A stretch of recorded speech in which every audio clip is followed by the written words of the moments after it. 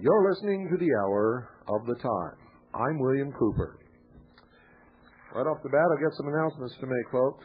By the way, tonight's broadcast is extremely important. Don't miss a single word.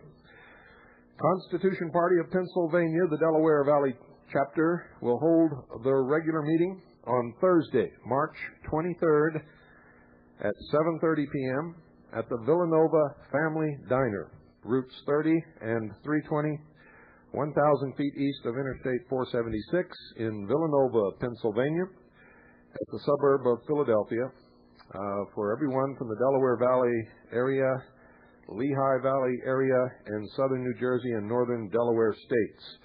That's at the Villanova Family Diner, routes 30 and 320, 1,000 feet east of Interstate 476. For information during the daytime, this is only for during the daytime, call Jackie at 610-896-8897. That's Jackie at 610-896-8897 between 10 a.m. and 5 p.m. After 5 p.m., between 7 and 10 p.m., call Mike at 610-494-2113. That's Mike at 610-494-2113, and that's only between 7 and 10 p.m. Also, the South Carolina Constitution Party will have their meeting on April the 1st. Meetings will be held all day at the Holiday Inn at Rock Hill, South Carolina, at I-77 and US 21 on Cherry Road. That's I-77 and US 21 on Cherry Road at the Holiday Inn. Call for details 803-684-3155. That's 803-684-3155. Again, that's for South Carolina. And any states adjoining, you're welcome to attend that meeting if you wish. Also, the Michigan Constitution Party. Tell me we're not growing, folks. Just listen to this. Michigan Constitution Party, March 18th, 2 p.m. at the John Kuhn headquarters located in Ferndale on the northwest corner of Hilton and Marshall in the Old White Church just east of Woodward between 8 and 9 Mile Roads. That's the Michigan Constitution Party, March 18th, 2 p.m. at the John Kuhn headquarters located in Ferndale on the northwest corner of Hilton and Marshall in Old White Church just east of Woodward between 8 and 9 Mile Roads. Call 810-674-8094 for details. That's 810-674-8094 for details. The Constitution Party, folks, is the fastest growing third political party or new political party in history. I mean, it took the Libertarian Party years to get 20 members. We're going gangbusters.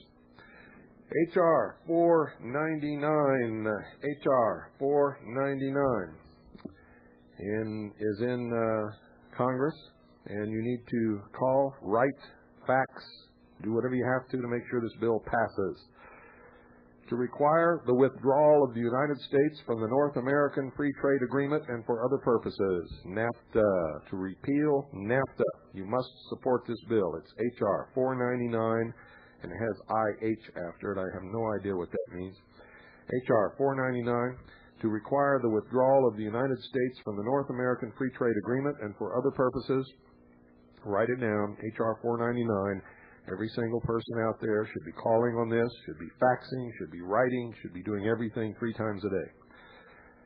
In the House of Representatives, January 13th, 1995, Mr. DeFazio for himself, Mrs. Capture, Mr. Hunter, Mr. Abercrombie, Mr. Brown of Ohio, Mr. Evans, Mr. Everett, Mr. Henchy, Mr. Klink, Mr. Lipinski, Mr. Miller of California, Mrs. Mink of Hawaii, Mr. Poloni, Mr. Peterson of Minnesota, Mr. Sanders, Mr. Taylor of Mississippi, Mr. Traficant, and Ms. Velazquez introduced the following bill, which was referred to the Committee on Ways and Means. Make sure you also fax, call, and write the Committee on Ways and Means.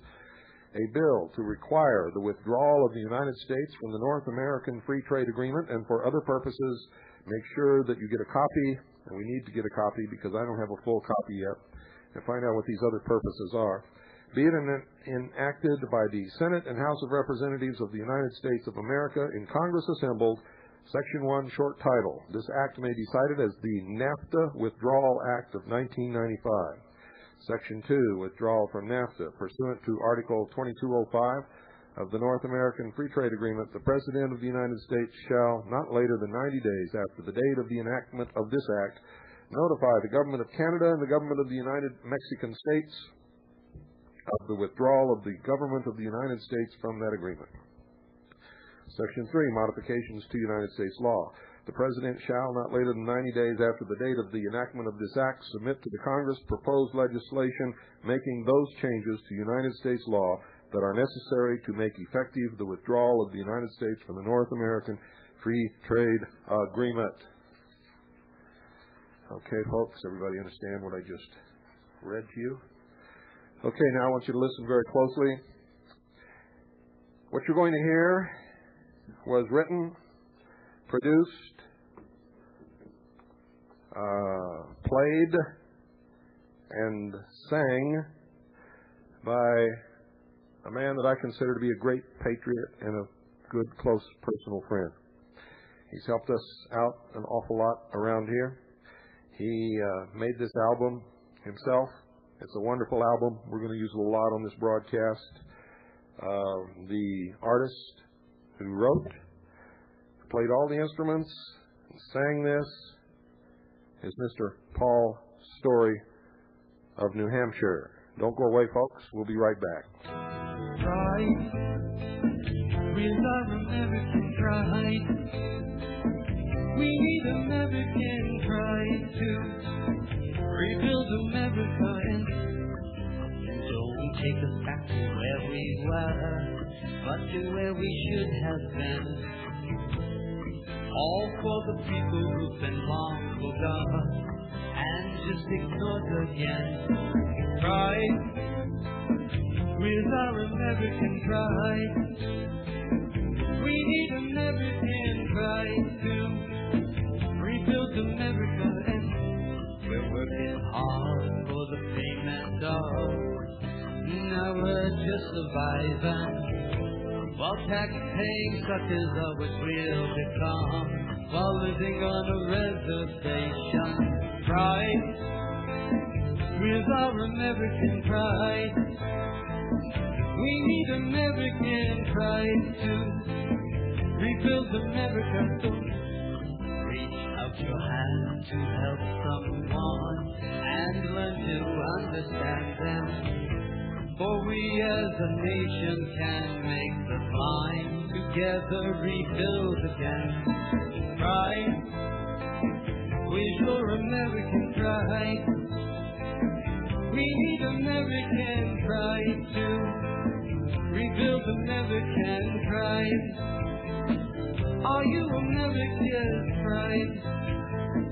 Be an American pride.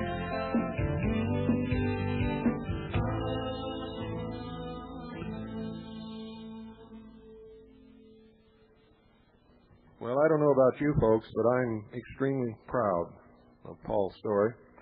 And you ain't heard nothing yet. There's a whole album of this stuff. And don't call and ask if we're going to make it available. I don't know if we will or not. He gave it to me to use for this broadcast. And maybe that's what we're going to do, and maybe that's only what we're going to do. And I got to tell you right now, I am seriously thinking of making that the theme song for the hour of the time, and get rid of what we've been using up until this time as sort of a wake-up shocker.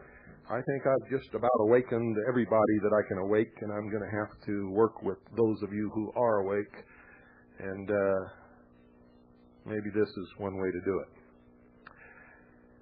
Folks, we have a problem, big problem, and we have to deal with it right away. You see, there's going to be a conference of the states if all of the states get behind this. It's really a constitutional convention in disguise. And the next issue of Veritas is going to have an awful lot about this. We're going to open the can of worms and lay it out on the table so that you can all look at it. But tonight we've got to talk about it because this Thursday, Pennsylvania, the home of the original Constitution, is going to be voting, having hearings, determining whether or not they're going to approve this Conference of the States. Now, this is significant in the overall sense of sending a message to the nation and to the world. You see, if Philadelphia, if Pennsylvania, the home of our original Constitution, says, yes, we're going to support this, then that's a tremendous coup in the favor of our enemies. However, if we can defeat it in the place where our original Constitution was born, it is a tremendous coup for our side, and we must defeat this. So I am going to read an order now from the Commanding General of the Second Continental Army of the Republic. Effective immediately, all officers and men of the Second Continental Army of the Republic will attend a demonstration unarmed in civilian dress peacefully on Thursday, this Thursday, in Pennsylvania. Any officer or man who cannot attend will forward to their commanding officer an explanation for that non-attendance.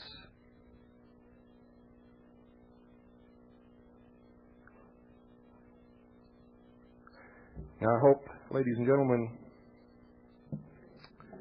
that those of you who are not a part of the Second Continental Army of the Republic will also respond. There must be a clear voice heard in opposition from the people to the state legislature of the state of Pennsylvania that this cannot be allowed.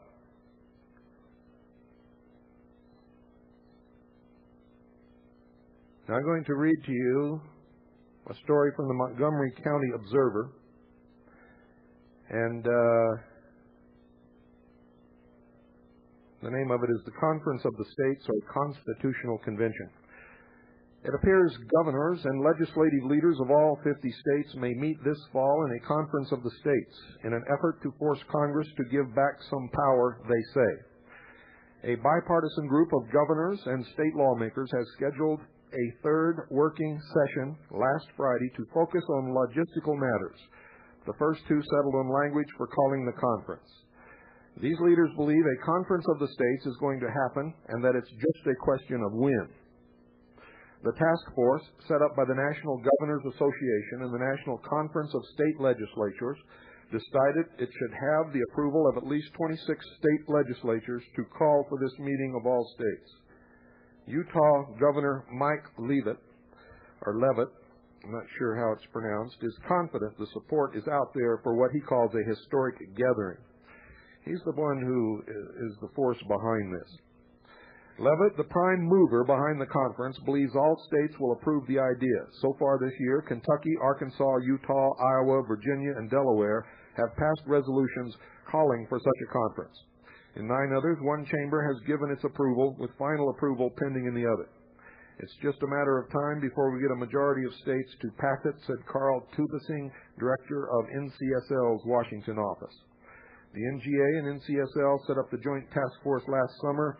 The implied threat from the states is that if the federal government doesn't agree to the proposals agreed upon by the Conference of the States to give back some power now enjoyed by Congress, the states can offer a constitutional amendment Congress might find even less appealing. The consensus of task force members is that the Conference of the States will be held in Philadelphia. That's why it's called Philadelphia II. Now, if it's not a constitutional convention, why is it called Philadelphia II? Philadelphia I was the original constitutional convention where our Constitution was written. The consensus of task force members is that the Conference of the States will be held in Philadelphia, where the Founding Fathers drew up the Constitution. Leavitt hopes the meeting can be on October 24th, so business could be concluded before 1996 presidential politics take over the national stage. Now remember, folks, Osiris was born in July, and Typhon was born in October. I hope you understand the meaning of the symbology here. So business could be concluded before 1996 presidential politics take over the national stage. Leavitt says the current leadership in Congress is very friendly to the idea. He says Senate Republican leader Bob Dole, who, by the way, folks, is a 33rd degree freemason of the Scottish Rite of the Southern Jurisdiction, and I continue, and House Speaker Newt Gingrich, ditto, have expressed an interest in having Congress send a delegation.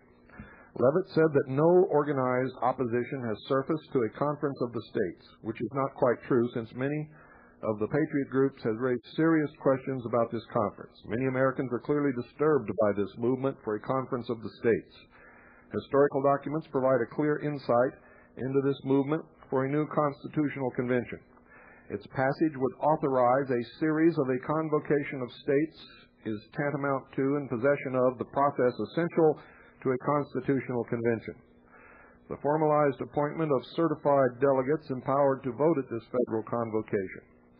The resolutions which become legal instruments authorizing the delegates to deliberate, propose, and adopt long-term fundamental structural changes in the United States Constitution. In Pennsylvania, Senate Bill number 12 was introduced by Senator Mike Fisher, has been passed. A similar House Resolution number 30 has also been introduced but has not yet been voted on. Among the supporters are two local reps, Bunt and Fichter of Montgomery County. In a speech in Arizona last April, Governor Michael Leavitt stated that he was considering a plan to call a constitutional convention.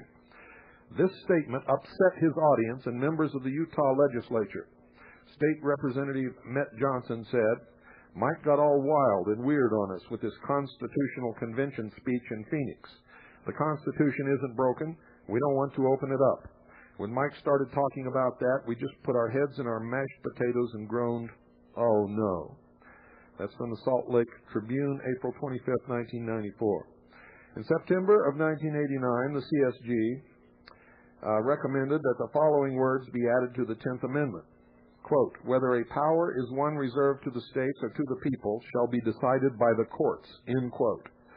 This incredible proposal, the transfer of state power to the federal courts, should sound a clear alarm to any legislator who thinks that the Leavitt CSG Conference of the States is intended to restore balance to the state-federal relationship. According to constitutional attorney Peter D. Lepiscopo of San Diego, the danger is that the conference will decide to make application to Congress to convert itself into a constitutional convention. His recommendation is that the following limiting language be inserted into the resolution of participation. Quote, "Be it further resolved that Pennsylvania's participation in any conference of the states shall not be interpreted or construed to be for the purpose of amending or proposing amendments to the Constitution of the United States," end quote. And that's the end of the article, and that is not enough. Because it says, "Be it further resolved that Pennsylvania's participation in any conference of the states shall not be interpreted or construed to be for the purpose of amending or proposing." It doesn't say that it will not be. These people are masters with trickery, with language, and lies and deceit. I tell you, they are the scum of the earth, and something's got to be done quick. Or we're going to find ourselves without a constitution, ladies and gentlemen. This is serious, extremely serious. Now I'm going to show you why it is so serious, because while the governors are going around putting together this conference of the states, in Congress, there is a bill introduced in the Senate Resolution 82. Listen to this, Senate Resolution 82. Senate Resolution 82. To petition the states to convene a conference of the states to consider a balanced budget amendment to the Constitution. Now that sounds like what everybody wants. And it sounds innocent enough. But if this goes through the Senate, it confers upon the conference of the states the legality of a constitutional convention. This is dangerous. And these people must be running scared to be fielding things like this, which means this militia movement must be having an effect somewhere. In the Senate of the United States, March the 2nd, legislative day, February the 22nd, 1995. March the 2nd, legislative day, February the 22nd, 1995. Mr. Brown, for himself, and Mr. Helms submitted the following resolution, which was referred to the Committee on the Judiciary. Resolution: to petition the states to convene a conference of the states to consider a balanced budget amendment to the Constitution.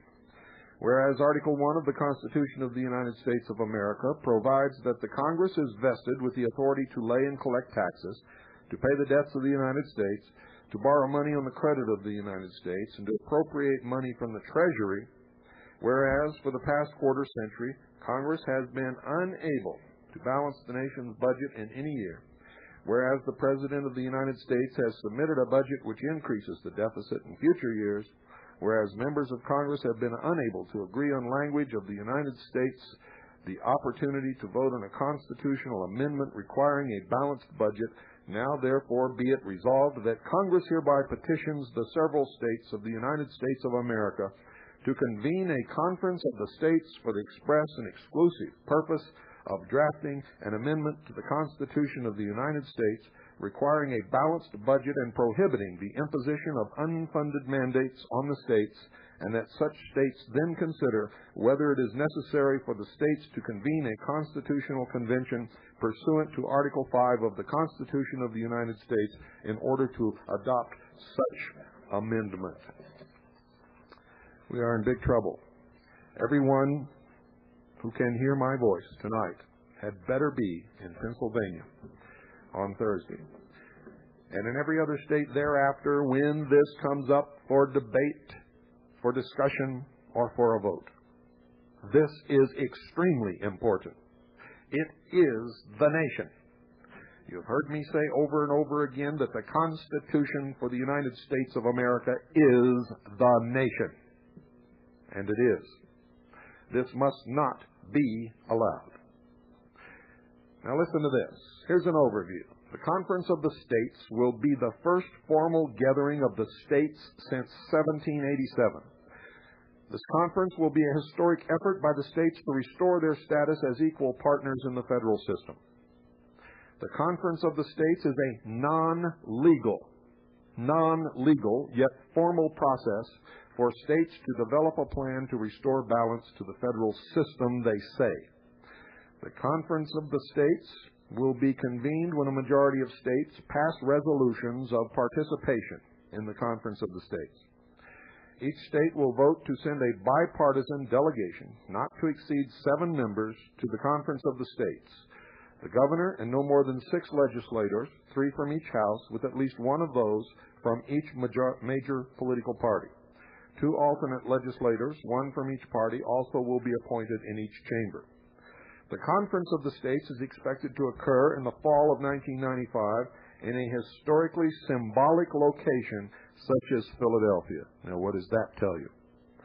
The end product of the Conference of the States will be a state's petition specifying a set of statutory, legal, and constitutional measures essential to an effective, balanced state-federal partnership. Now, this is baloney, folks. It's pure, unadulterated bullshit. The truth is that once these representatives of the states, approved by the governor and the state legislature, attend this meeting and close the door, they can do what they want to do with the Constitution or with the nation. And that is a fact. It's exactly what our forefathers did. They went to Philadelphia to consider some improvements in the Articles of Confederation. They didn't go there to make a constitution or to change the country. They went there to discuss improvements in the Articles of Confederation. When they got there, they closed the doors, and a motion was entertained to scrap the Articles of Confederation and build a brand new country. And that's exactly what they did, and that's exactly what these people intend to do, and you'd better understand it right now. We cannot allow this. There had better be several million people in Philadelphia this Thursday. If only a few people show up, you can kiss your country goodbye. If we can defeat it in Pennsylvania, we can defeat it across the nation. If we lose in Pennsylvania, it's going to be difficult to defeat it anywhere.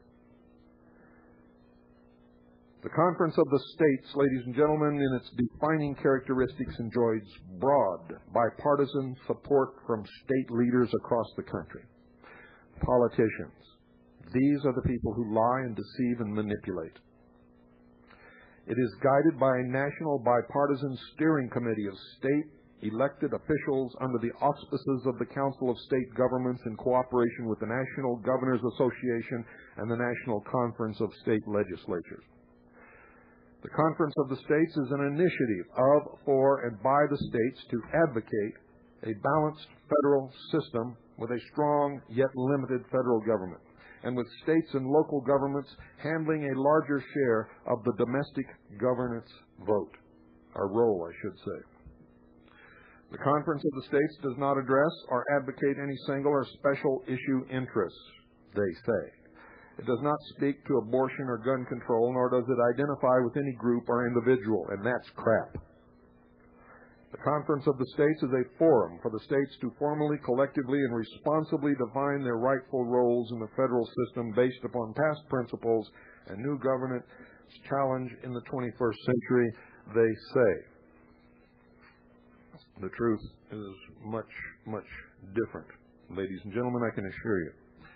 So, don't fall for this. Now, so far, members of the Second Continental Army of the Republic, the Constitution Party, the Citizens Agency for Joint Intelligence, and other groups have stopped what's happening in Pennsylvania. And they've done it very well.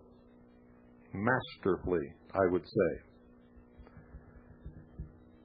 The members of the Constitution Party sent a notice of declaration to sue for violation of oath of office and breach of contract.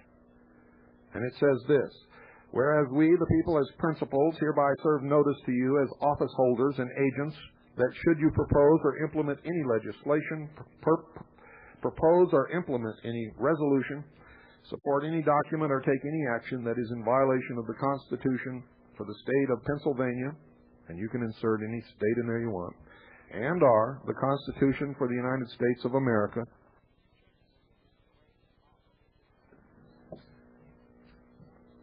we will take any legal and lawful remedy available to us to file suit against you for violating your oath of office and breaching such contract between we, the people, and you.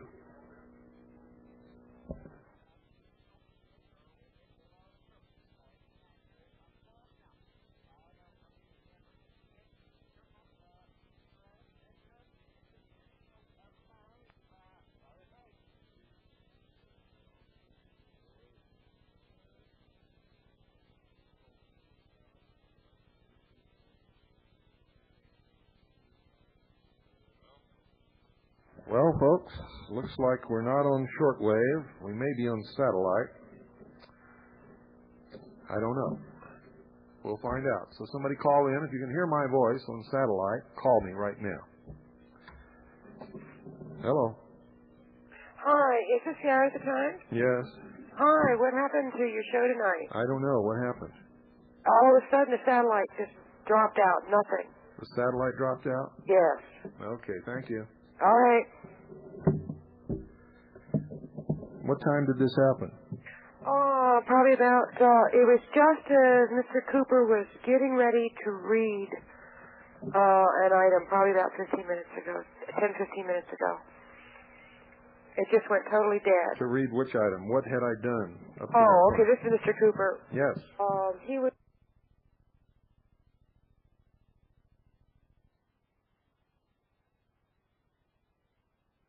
And you were going to read something, and then all of a sudden it went totally dead. Okay, thank you.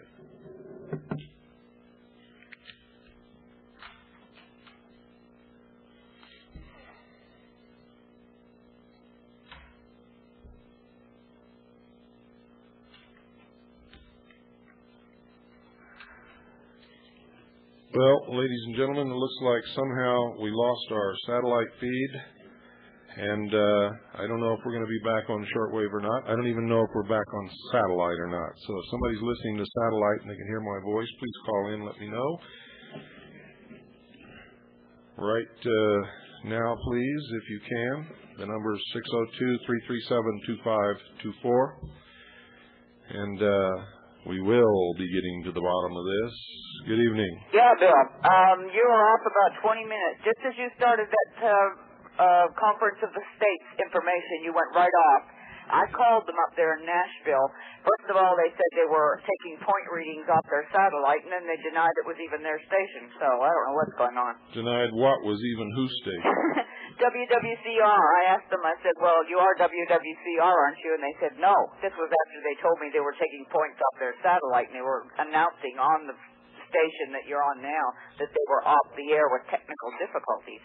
You know, I'm beginning to wonder, this is not the first time, as I think last night I mentioned it when I called you about your other stuff, and you told me to call their station. I had called another satellite station, and this is just occurring just a little too much in my... Well, the National Security Agency has the ability to shut off satellites or transponders or subcarriers anytime they want to. Absolutely, that's what it sounded like. Somebody just threw a switch. Yeah, well, that's exactly what they probably did, but it's not going to do them any good because I tell you right now that Americans are getting very angry, and this is going to come to a screeching halt. These people are guilty of treason. Good. So if sometime it's not too inconvenient, could you maybe go over that Conference of the State information you were starting there? Well, I'll go over it again tomorrow night, but tonight I'm going to continue with what I'm doing for the satellite listeners. So if you're listening on satellite, just keep listening because I'm going to finish this, and you need to be there because these people intend upon destroying this country. Okay. Good night. Good night. And thank you. So let me finish reading this notice of declaration to sue for violation of oath of office and breach of contract. We will take any legal and lawful remedy available to us to file suit against you for violating your oath of office and breaching such contract between we the people and you. We demand a return to the Republican form of government guaranteed to us by the Founding Fathers. A Republican government within the meaning of the term as used in the federal Constitution is one construed on the principle that the supreme power resides in the body of the people.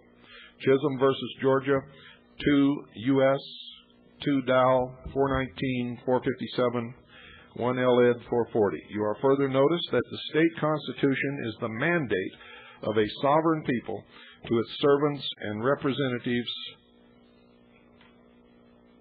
Not one of you has the right to ignore or disregard its mandates. State X-Ray Lemon versus Langley, 45, Wash 2nd, 82, 273, P 2nd, 464. John F. Jelke Company versus Emory, 193, Wisconsin, 311, 214, NW 369, 53, ALR 463. You are hereby further noticed that we will not, under any condition whatsoever, accept any other constitution, such as the Constitution for the New States of America, or any other such abomination that fails to recognize the unalienable rights granted to us by our Creator in place of the constitutions already in our hands. Signed by whatever principal citizen in propria persona, sui juris, Pennsylvania State Free Republic, on this blank day of blank 1995, Anno Domini, before me personally appeared, and this is all the notarizing stuff. This is what we served upon the state legislatures in the state of Pennsylvania, and it stopped them dead in their tracks. We also have our station chief on the scene. We have members of the Citizens Agency for Joint Intelligence, the Intelligence Service, the militia, private citizens, concerned people, members of the Constitution Party, and we need everybody who can hear my voice to get to Pennsylvania on Thursday. Now, Colorado State Senator Charlie Duke went down there, and they only gave him 5 minutes to speak after traveling all the way from Colorado. Thursday, they're bringing in Governor Leavitt from Utah to convince them to carry on with this conference of the states.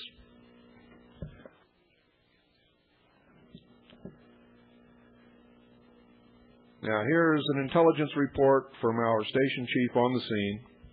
The Constitution Party of Pennsylvania, along with many other patriot groups and individuals, were able to make enough of an impact in voicing an opposition to the Conference of States to be held in Philadelphia on October 24th, 1995, which is, ladies and gentlemen, coincidentally the 50th anniversary of the United Nations, that we had the vote delayed in committee, forcing them to regroup. In other words, we stopped them cold. It passed out of committee last week in a 12-14 vote, much closer than before any protest was made. We were also successful in delaying a full House vote, which was to be made this Monday, passed. They have delayed it again until this Friday. The Republican leadership in Pennsylvania is calling Governor Leavitt of Utah the prime instigator of the Conference of States, at least on the surface. He really represents the collective body of the secret societies who want one world government. To do some damage control. Right now, the vote is too close to call, and they want assurance of passage. Pennsylvania is the most key state in the Union for this measure. Not only is it to be the host state, but symbolically it is the place to have the conference. We have had the assistance of Senator Charles Duke of Colorado, who was rudely only given 5 minutes of time before the Pennsylvania Committee on Intergovernmental Relations in opposition to the passage of the resolution of participation for the Conference of States. And as an aside to me, says Bill, the Constitution was born in Pennsylvania. We cannot let it die here. Please urge any of the listeners tonight and the next few nights to make it up to Harrisburg, Pennsylvania on Thursday and Friday, March 16th and 17th, 1995, on the steps of the state capitol. Even if they are not from Pennsylvania, they must attend. And the commanding general of the 2nd Continental Army of the Republic has issued an order that all officers and men of the 2nd Continental Army of the Republic will attend. New Jersey is arguing the participation resolution in their state house tomorrow, March 15th, 1995. Everyone in New Jersey should get on the stick as well. Make sure you're there when your state legislature argues this point and stop them in the vote. If we're able to stop Pennsylvania from participating, it will be a great blow to the New World Order globalists. Think of the humiliation of Governor Ridge and Philadelphia's Mayor Ed Rendell. If we stop it here, we can prove to the rest of the country that it can be done. The ripple effect will be devastating. Tell the people that this is not a Pennsylvania issue, but an American issue. That you cannot tamper with our Constitution in this day and age and get away with it.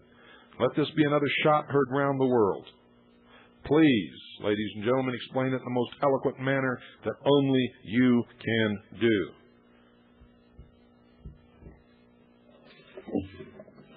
That from our station chief on the scene. His name shall remain confidential. And here's an update that we got later today from that same station chief.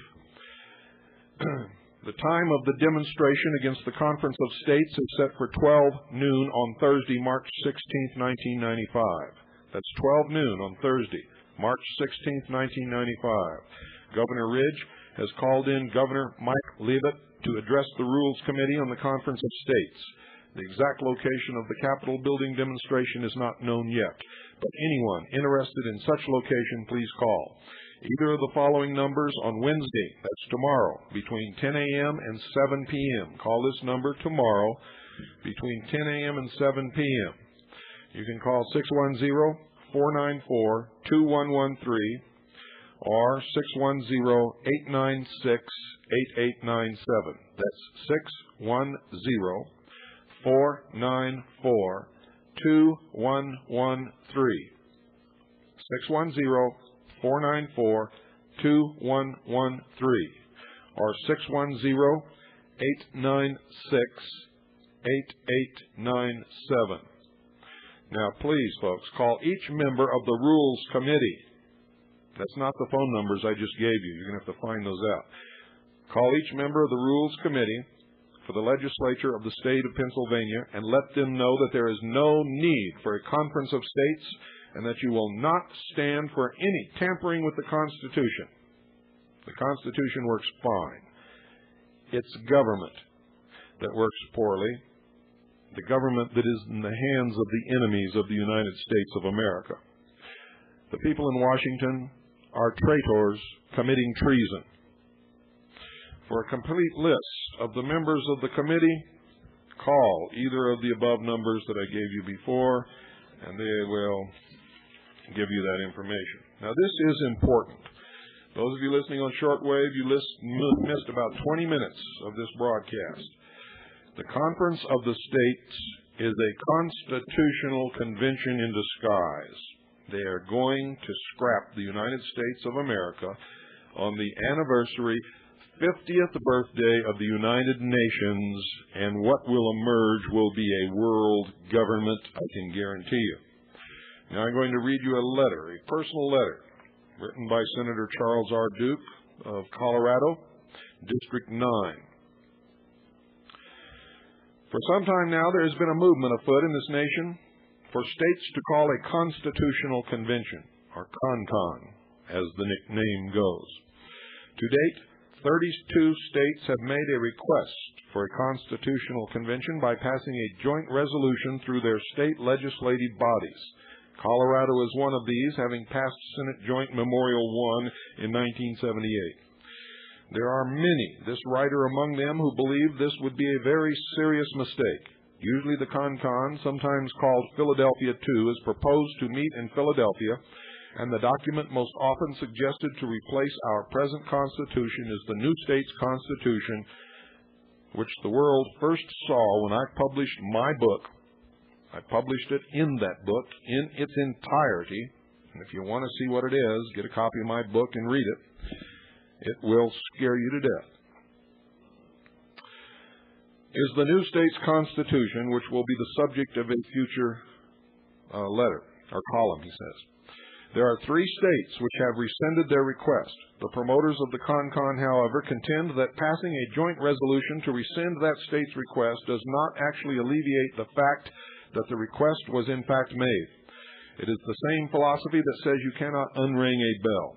At least one of these 3, Nevada, included in their rescission resolution the direction to return to the official records for 1979, which was the year Nevada adopted their request, SRJ 8, for a CON-CON.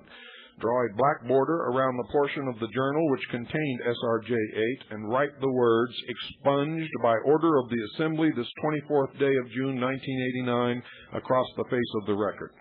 The effect of this, which passed the Nevada Assembly in 1989, is to actually remove from the historical record the request itself. This should place Nevada in a stronger position legally to deny that its request for a CON-CON is any longer valid. For a constitutional convention to happen, it must have been requested by 34 states. Depending on your viewpoint concerning rescissions, we are either 2 short or 5 short of that moment.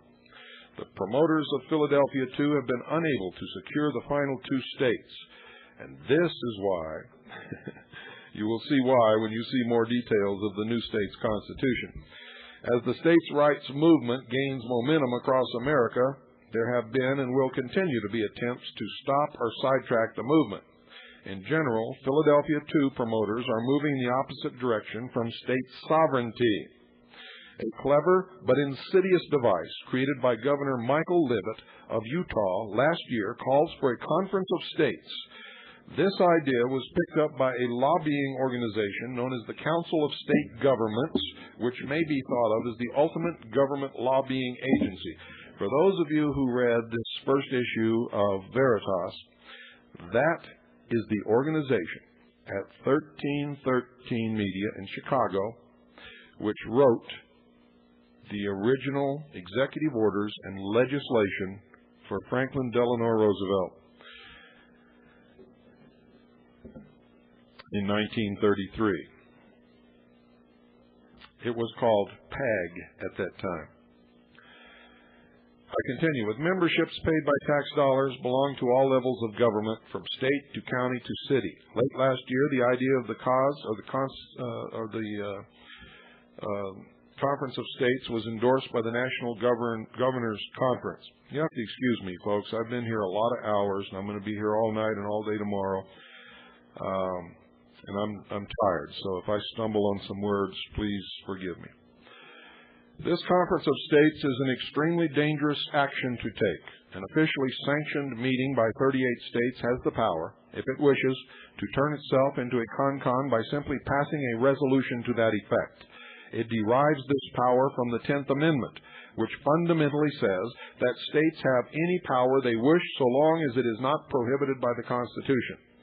The Conference of States differs from other national meetings that might be held because the appointment of the delegates and the state endorsement of the meeting are by a resolution from your legislature most unusual. As further evidence, CSG speaks of the need for structural, long-term changes to government being needed. It is proposed that the Conference of States be held in Philadelphia in the late summer or early fall of 1995. Since they have decided on the date as the 50th anniversary of the United Nations, Governor Leavitt's own position paper on the Conference of States states that our national government is outdated and old-fashioned. He states it is not suited for the fast-paced, high-tech global marketplace we are entering. There is a much better way, end quote. In the Colorado General Assembly, we have Senate Joint Resolution 9, introduced on January 19, 1995 by Senator Jeff Wells, the majority leader of the Colorado Senate. It is Colorado's request to participate in the Conference of States. Our delegation would consist of 7 members, 1 from the governor's office and 3 each appointed by the Speaker of the House and the President of the Senate. It is said their work will have to be ratified by the states, and people no doubt think that means the legislature. But our Constitution permits ratifying conventions to ratify changes or replacement of our Constitution, completely bypassing the state legislatures. The Conference of States could decide all these matters in convention, including the appointment of delegates to a ratifying convention. SRJ 9 represents a process that should be defeated. The last Conference of the States that was called in 1786 ultimately resulted in a new Constitution. Although that document was momentous, many participants in that conference warned us not ever to let it happen again. The Constitutional Convention, disguised as the Conference of States, must be stopped at all costs. And if it is called, and if they in fact do away with the Constitution and substitute something like the New States Constitution, which you can read in its entirety in my book, nobody ever heard of it before I published it, or a Constitution for the Federation of Earth, which established a world government. It is now being circulated worldwide for ratification by the nations and people of Earth. And it is thick, it is thorough, it is distributed for ratification under the direction of the World Constitution and Parliament Association and the Global Ratification and Elections Network. And I assure you, it will show up at the Conference of States. So, folks, they have several different directions that they can take, all bad, all treasonous, all extremely dangerous to this country and to all of us. Now, again, I must reiterate, all of you must be there Thursday and Friday, Harrisburg, Pennsylvania, on the Capitol building steps beginning at noon on Thursday. The commanding general of the Second Continental Army of the Republic has ordered all officers and men to be present unarmed and in civilian clothes peacefully to demonstrate. All of the rest of you have a choice. I hope you choose correctly. For upon your choice could depend the future of this nation. And that is a fact. And that future, ladies and gentlemen, we cannot leave to chance. Nor can we leave it to the supposed benevolent nature of a group of politicians who collectively have proven that they are good at just about one thing and one thing only: lies, deceit, and manipulation. If you trust them to go into a building and close the doors under the approval of the governors and the state legislatures to consider amendments to, changes to, additions or subtractions of words to, or the elimination of the Constitution of the United States, then we are, in fact, a nation of fools.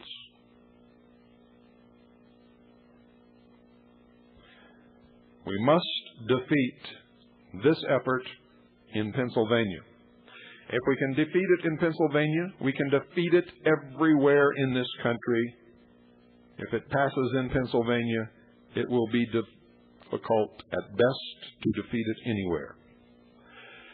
Remember, Philadelphia is the home of the Constitution of the United States of America.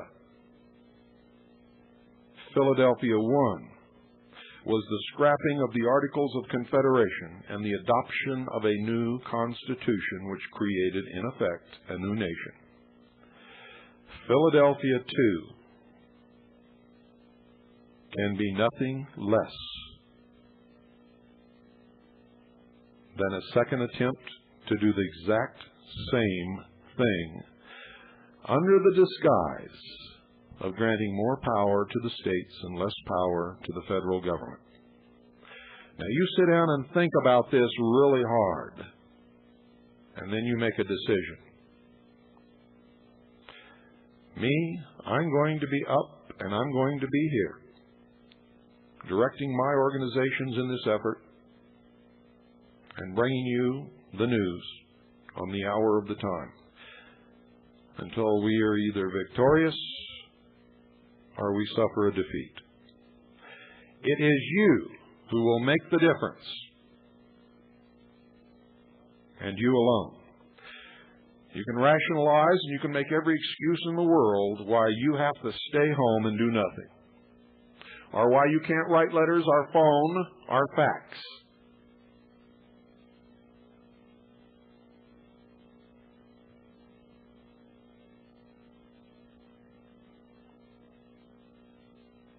You can fool yourselves,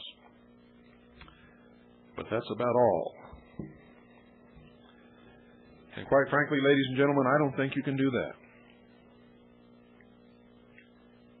Thursday, noon, Harrisburg, Pennsylvania, the Capitol steps. Friday, they're going to vote on the Conference of the States in the home of the Constitution of the United States of America.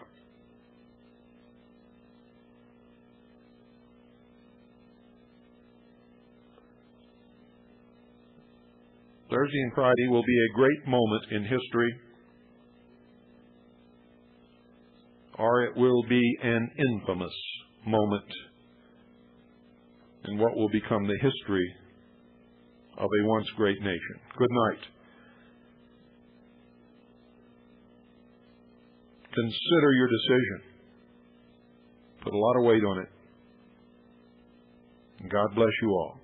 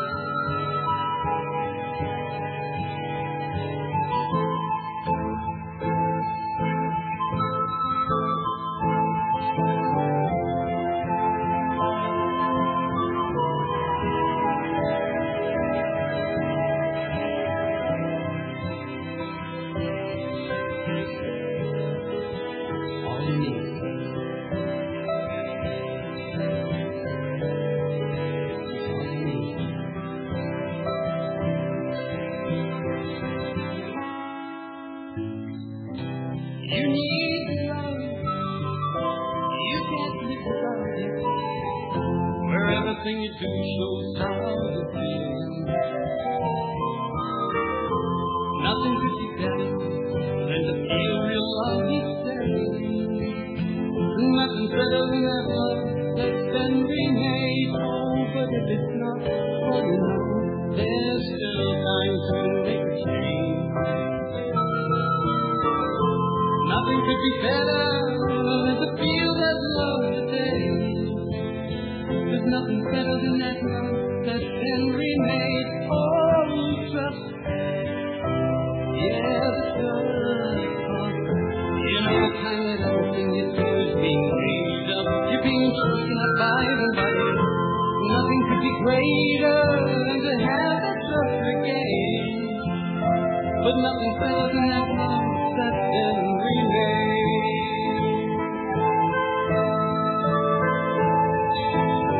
Nothing better than that love that's been remade.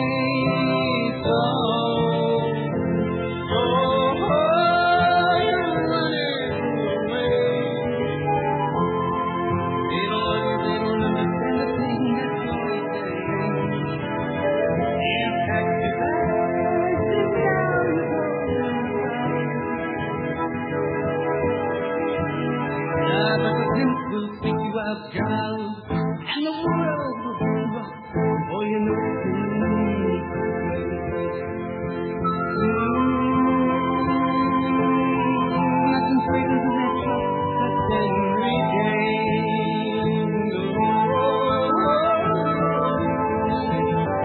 Nothing greater than that love that's been regained.